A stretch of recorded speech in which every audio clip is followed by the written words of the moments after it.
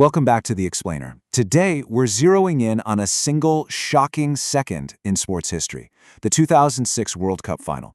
It's a moment that literally sent shockwaves across the globe, and honestly, its impact is still reshaping things today. So we're going to be asking a pretty wild question. How did a single moment of fury end up changing technology, art, and football history? Let's dive right into how one visceral clash on the pitch between French captain Zinedine Zidane and Italian defender Marco Materazzi forced systemic rule changes, sparked intense debates about athlete mental health, and even inspired some highly controversial public art. Section 1. The Incident and Media Backlash. Okay, picture this. It's July 9th, 2006 in Berlin. We're in the 110th minute of the World Cup Final, tied 1-1. It's Zidane's final match before retirement, and then he delivers a brutal headbutt right to Marco Materazzi's chest and is instantly shown a straight red card. The narrative shifted in a flash. Before this, Zidane, who was the son of Algerian immigrants, was this universally proud symbol of a multicultural France. The media called him a blue angel. But suddenly, he was vilified by the press. It was a massive fall from grace, even though French President Jacques Chirac did actually come out and publicly stand by him, calling him a virtuoso and a genius. You can really see the sheer weight of expectations placed on sporting icons here. The sports daily L'Équipe ran this massive front-page headline reading, "Eternal Regrets," and they directly compared Zidane to untouchable legends like Muhammad Ali and Pele. He was supposed to be the ultimate living role model, right? And this one visceral act just shattered that image for the press. So, how did FIFA actually handle the fallout? Well, they held closed-door hearings where both players confirmed that Materazzi's trash talk was defamatory, but crucially, not racist. FIFA ended up handing down some heavy penalties. Zidane got hit with a 7,500 Swiss franc fine and a 3-match ban. But since he was retiring, he actually served that by doing 3 days of community service with children. Materazzi, on the other hand, received a 5,000 franc fine and a 2-match ban. Moving on to Section 2. Rewriting FIFA's rulebook. Now, the controversy absolutely did not stop at the foul itself. It completely spilled over into how the refereeing team caught the incident in the first place.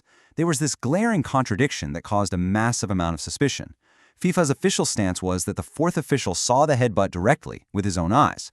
But the Italian coach, Marcello Lippi, publicly claimed that officials absolutely used a video monitor on the edge of the pitch. This fierce debate ended up forcing a massive technological reckoning in football regarding video replays. You know, historically, it's these wild, controversial moments that actually force the rulebook to evolve. Take Pelé being repeatedly fouled back in 1966. That forced FIFA to finally allow substitutions. Or Diego Forlan getting literally stuck in his shirt during a 2004 celebration. That led to the automatic yellow card rule for removing jerseys. Frank Lampard's ignored ghost goal in 2010. That paved the way for goal line technology. When players do unprecedented things, the rulebook just has to adapt. And that's exactly what happened here. The global uproar over whether video was secretly used in 2006 massively accelerated the debate for external referee help. It basically proved that in high-stakes matches, human referees simply couldn't see everything happening on the pitch. Fast forward a bit, and by 2016, Video Assistant Referee, or VAR, trials officially began, and by 2018, it was permanently written into the laws of the game. Zidane's red card was the catalyst that proved modern football desperately needed video review. Section 3. Reconciling after the red card. For years, rumors swirled about what the trigger actually was. Was it a racial slur? An insult about his mother? Well, the reality was actually a surprisingly petty exchange born out of extreme high-stakes stress. Zidane sarcastically offered Materazzi his jersey after the defender had been tugging on it, and Materazzi simply replied, "I prefer your sister." It is almost absurd to think that a "your sister" joke was the exact spark that ended one of the greatest playing careers in history. But life goes on, and their relationship didn't stay frozen in that 2006 moment. In 2011, Materazzi actually revealed to the French press that the two men had crossed paths, shaken hands, and he had apologized, with Zidane telling him not to worry about it. Fast forward to 2024, and Materazzi has publicly stated his deep respect for Zidane as a legendary manager who went on to win 3 Champions League titles in a row. It's a great example of the healing power of time. Materazzi recently noted, "From man to man, there was nothing better. I'm no longer looking for an apology, but would happily have a conversation with him." Hearing this kind of mutual respect from players who were once so intensely demonized really shows the incredible human capacity to step back and move forward. And finally, Section 4, Sculpting a Cultural Legacy. Enter a piece of art called coup de tête, which translates directly to headbutt.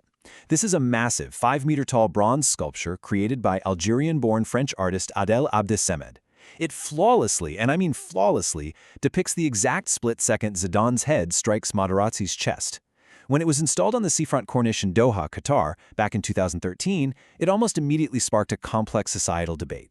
So on one side, you had conservative critics in the country arguing that the public statue promoted idolatry, which is forbidden in some interpretations of Islam regarding human forms, and that it basically glorified violence. But on the other side, Qatar museums argued the complete opposite. They stated the art was intentionally meant to promote vital conversations about athlete mental health and the extreme psychological stress players endure on the world stage.